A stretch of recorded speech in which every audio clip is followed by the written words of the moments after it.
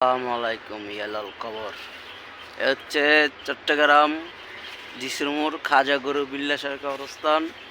এখানে শুয়ে আছে মনে করেন যে হাজারো ধনী গরিব মানুষ, আমার মতন আপনার মতন শক্তিশালী বিত্তশালী সবাই এখানে শুয়ে আছে। এমনকি আমি আপনি একসময় এইখানেই যাব, এইখানেই শোবো।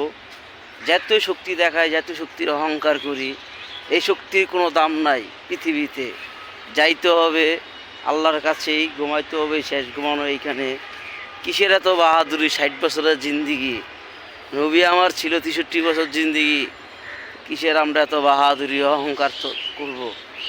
সুতরাং এইখানে আপনাকে আমাকে সবার আসতে হবে। এই দেখুন বিশাল বড় একটা কবরস্থান, আপনার জন্য আমার জন্য, কিংবা যারা জন্মেছি আমরা পৃথিবীতে এসেছি, আমরা সবাই এখানে আসতে হবে। আমাদের শেষ ঠিকানা এইটাই, এই কবরস্থানে আমাদের শেষ ঠিকানা, আমাদের হিসাবের সুতরাং আমরা যে যাই করি মনে রাখতে হবে একটাই, আমাদের শেষ ঠিকানা কবর। 3.5 হাত মাটি হচ্ছে আমাদের বাসা, বসত বাড়ি।